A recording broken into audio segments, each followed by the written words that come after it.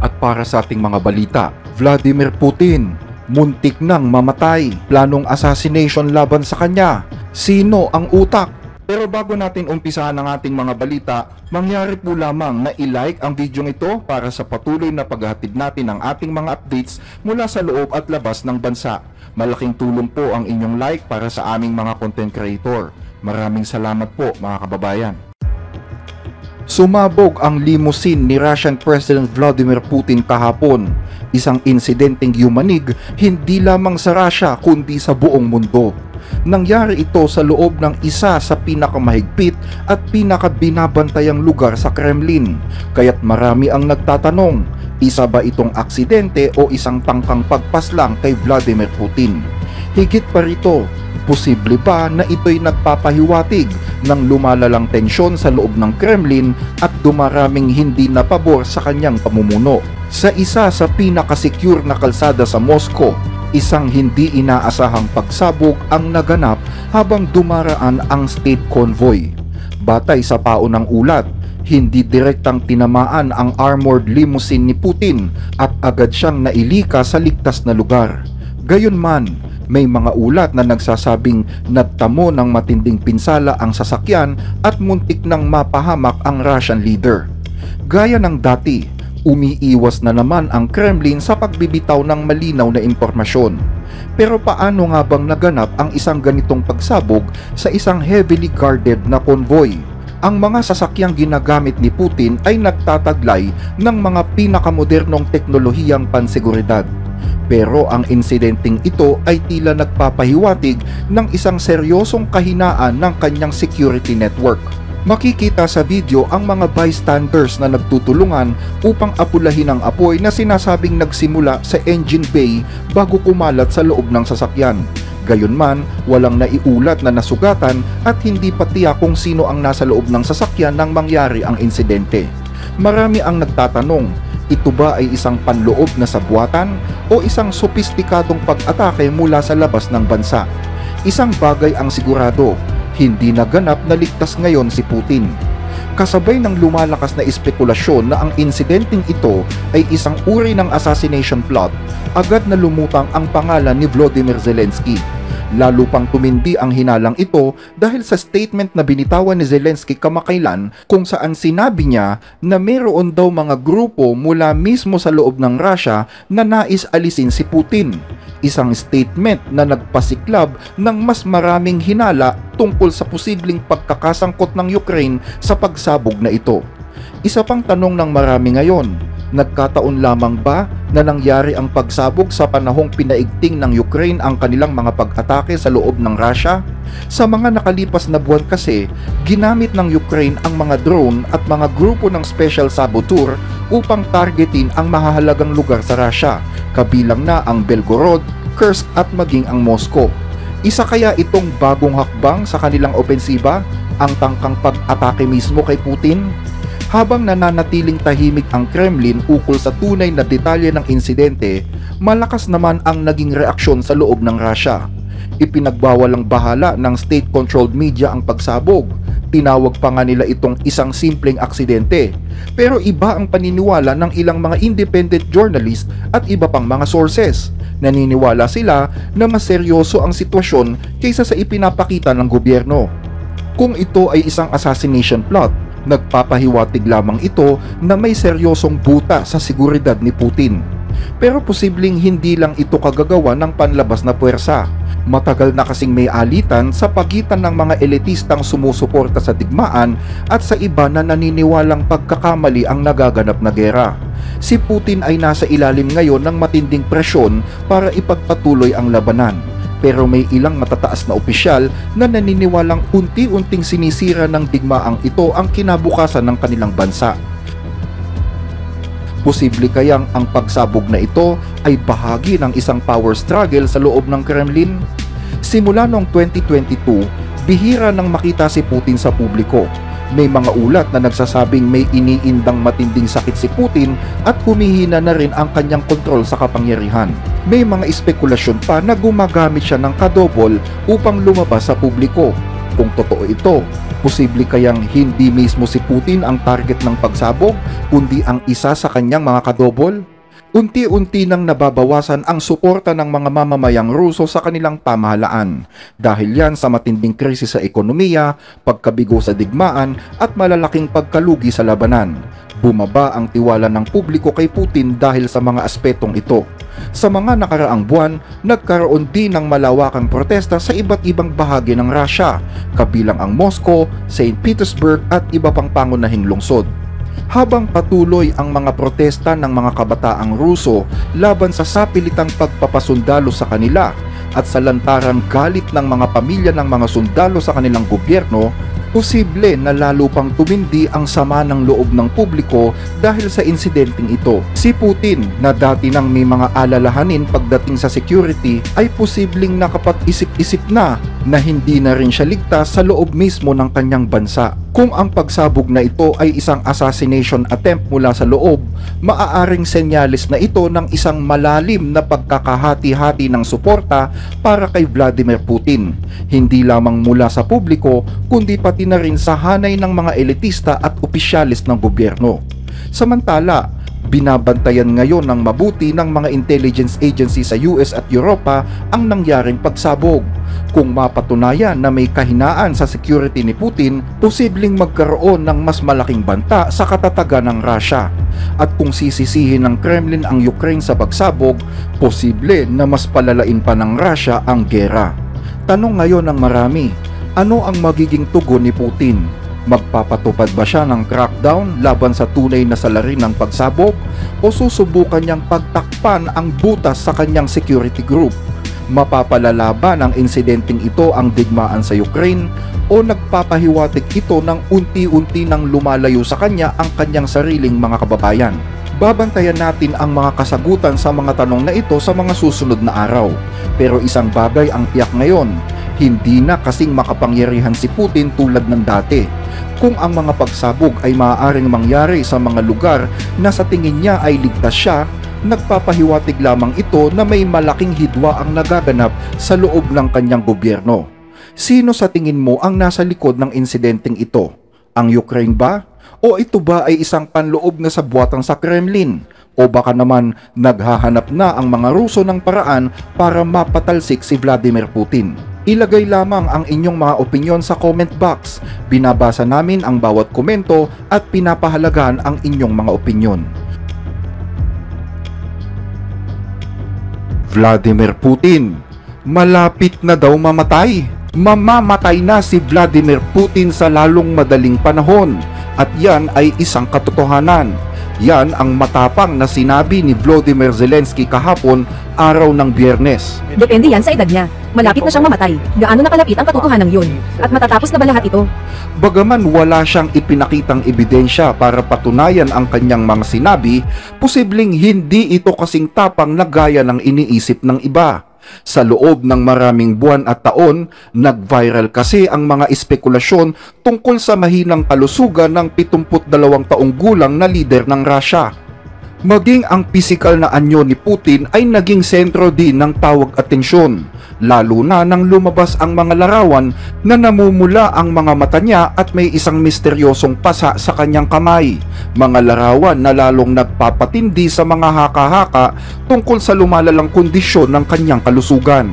Lalo pang ikinagulat ng marami ang ilang larawan na lumabas nitong mga nakaraang taon, kung saan makikita si Vladimir Putin na may kapansing-pansing peklat sa kanyang leeg, na lalo pang nagpatindi sa mga teorya na posibleng sumasailalim siya sa operasyon para sa thyroid cancer. Mula pa noong simula ng digmaan sa Ukraine, meron ding mga ulat na palagi siyang may kasamang espesyalistang doktor sa kanser. Bukod dito, isa pang nag-leak na impormasyon mula sa US Intel ang tila nagkumpirma na sumasailalim nga siya sa chemotherapy.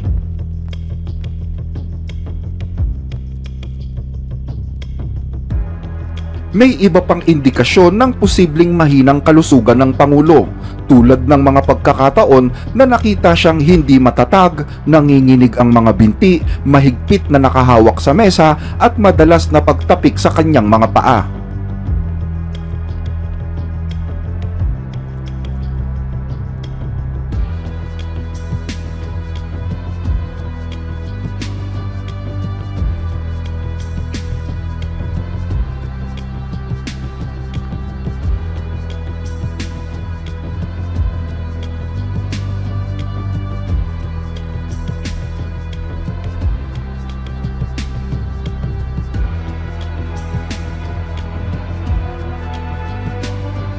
Ayon sa mga eksperto, posible umano na mayroon siyang Parkinson's disease. Isang teorya na suportado naman ng isang dating opisyal sa British Intelligence na nagsabing may mga impormante siya na nagpapatunay na may malubhang problemang medikal ang nasabing leader. Noong 2022, pinabulaanan ng Kremlin ang isang kumakalat na tsismis na si Putin ay nadula sa hagdan at hindi sinasadyang madumi sa kanyang sarili na sinasabing gawa daw ng kanser na nakaapekto sa kanyang tiyan at bituka. Sa kabila nito, patuloy pa rin na iginigiit ng Moscow na nasa mabuting kalusugan nga si Putin. Yan ay habang sinusubukan ni Putin na panatilihin ang kanyang matatag at makapangyarihang imahe kahit kapansin-pansin na ang kanyang pagtanda at tila sakiting itsura. Noong Oktubre, napilitan ang Moscow na maglabas ng statement na itinatangging may problema sa kalusugan si Putin kahit inamin na niya na sumasailalim siya sa regular check-up sa isang kilalang ospital sa Moscow. Sa isang televised session kasama ng kanyang health minister na si Mikhail Murashko, kung saan hinihikayat ni Putin ang publiko na magpabakuna sa trangkaso, inamin ni Putin na sumasailalim nga siya sa regular check-up sa isang kilalang ospital. Dahil sa pahayag na ito, agad na lumutang ang mga espekulasyon tungkol sa kanyang kalagayang medikal na kaagad namang pinabulaanan ng kanyang mga tauhan. Ayon sa state news agency na TASS, wala nga daw problema sa kalusugan si Putin at nilinaw na ang kanyang pagbisita sa Kremlin Clinic ay para lamang sa mga normal check-up. Isang bagay na kinumpirma din ng kanyang spokesperson na si Dmitry Peskov. Pero pagsapit ng November, lumabas ang isang footage na nagpapakita ng hindi mapigilang panginginig ng mga binti ni Vladimir Putin habang siya ay nasa isang public event, kasabay ng lumalakas na espekulasyon na mayroon siyang Parkinson's disease. Только после его испытания. Мы же дотерпели до того момента, когда мы провели это испытание. И по сути, если по-честному сказать, увидели результат. После этого сказали, ну куда? Это тот случай, когда суета неуместна. Habang nagbibigay siya ng isang oras na talumpati sa Astana, Kazakhstan, kapansin-pansin din ang hindi mapigilang paggalaw ng kanyang mga paa. Sa video, nagsimula ang panginginig sa kanyang kaliwang paa bago kumalat sa magkabilang binti. Sinubukan pa niyang ayusin ang kanyang tindig pero patuloy siyang napaatras habang gumagalaw pa rin ang kanyang mga binti. Noong nakaraang taon, sinabi naman ng dating pinuno ng MI6 na si Sir Richard Dearlove na malaki ang posibilidad na may Parkinson's disease si Vladimir Putin. Si Sir Richard na nagsilbing pinuno ng British Secret Intelligence Service nang maupo si Putin sa kapangyarihan noong 2000 ay nagsabi sa pahayagang LBC na ayon sa kanyang mga informante, naniniwala silang may iniindang sakit nga ang Pangulo ng Russia, isang kondisyon na maaaring makaepekto sa kanyang kalusugan at lifespan. Dagdag pa ni Sir Richard, posible na dahil sa paranoia na isa sa mga sintomas ng Parkinson's disease kung bakit ipinatumba ni Putin ang kanyang matinding kritiko na si Alexei Navalny. Ayon kay Dearlove, Ang Parkinson's ay may iba't ibang anyo, antas, at tindi. Pero kung ang isang tao ay paranoid, at sa tingin ko, ang pagpatay kay Navalny ay maaaring senyales ng paranoia, ito ay isa sa mga sintomas. noong May 2022, lumabas ang mga nag-leak na messages mula sa isang opisyal ng FSB na nagsasabi na posibleng hindi nalalampas sa 2 o 3 taon ang natitirang buhay ni Vladimir Putin. Ang statement na ito ay bahagi ng isang sikreto na ibinunyag ng isang Russian agent sa isang tumakas na FSB agent na si Boris Karpyshkov. Sinasabi rito na si Putin ay may malubha at mabilis na lumalalang uri ng kanser at unti-unti na rin siyang nawawala ng paningin. Ayon pa sa mensaheng ito, ayaw daw ni Putin na magsuot ng salamin dahil baka isipin ng publiko na mahina na siya. Sa halip, madalas siyang magalit sa kanyang mga tauhan at sinasabing hindi na niya makontrol ang kanyang emosyon. Noon namang Hulyo ng taong yon, sinabi ni Major General Kirilo Budanov Pinuno ng Ukrainian intelligence na ayon sa kanyang mga espiya na nakapasok sa Kremlin, mayroon nga daw ilang malulubhang sakit si Putin. Sinabi pa niya na wala na nga daw mahabang buhay na naghihintay kay Putin at ayon sa kanyang tansya, posibleng matagal na ang 2 taon sa kanyang buhay. Lumabas ang mga pahayag na ito kasabay ng isang insidente kung saan nakita si Putin na nakayuko sa kanyang upuan, mahigpit na nakahawak sa mesa at tila nahihirapang magsalita habang nakikipagpulong kay dating Defense Minister Sergei Shoigu. Bukod dito, naging usap-usapan din ang kanyang kalusugan noong pandemya, lalo na nang magpatupad siya ng matitinding security measures kung saan ang sinumang opisyal na makikipagkita sa kanya ay kailangan munang mag-quarantine ng hindi bababa sa 2 linggo bago siya makita. Kasabay nito, lumabas din sa media ang tanyag na long table ni Vladimir Putin. Yan ay para mapanatili ang distansya niya mula sa ibang tao.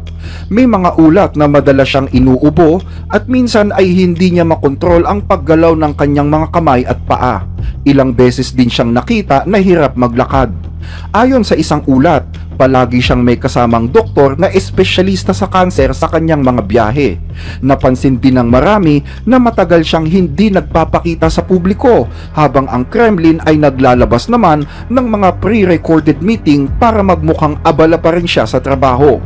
Noong Oktubre ng nakaraang taon, isang ulat mula sa Telegram channel na General SVR ang nagsabing inatake daw sa puso si Vladimir Putin. There are reports Russia's President Vladimir Putin has suffered a cardiac arrest. Vladimir Putin may have suffered a heart attack. The suspected cardiac arrest. Ayon sa nasabing channel, si Putin ay mayroon nga daw mga kadobol na pumapalit sa kanya sa mga public appearance, kabilang ang kanyang mga pagbisita sa ibang bansa. Ayon pa sa ulat, matapos daw siyang atakihin sa puso, ni-revive siya ng mga doktor at dinala sa isang espesyal na intensive care unit sa kanyang mismong bahay. Ayon pa sa channel na ito, agad daw siyang niresuscitate ng mga doktor matapos makita na inatake siya sa puso, na ibalik ang tibok ng kanyang puso at nagkamalay siyang muli. Itinanggi naman ng Kremlin ang mga aligasyong ito. Ayon sa tagapagsalita na si Dmitry Peskov, maayos ang kanyang kalusugan, isa na naman daw itong peking balita. Dagdag pa ni Peskov, ang mga ganitong kwento daw ay paulit-ulit na lumalabas at wala itong epekto sa kanila, kundi ang mapangiti na lamang. Bukod sa mga usapin tungkol sa kanyang kalusugan, may mga haka-haka rin na regular siyang sumasailalim sa Botox treatment upang magmukha siyang mas bata. Minsan din siyang nakitang nagkakamot sa kanyang mukha na lalo pang nagpalakas sa mga espekulasyong ito. Hanggang dito ang ating mga balita. Muli ay maraming salamat po sa inyong pakikinig.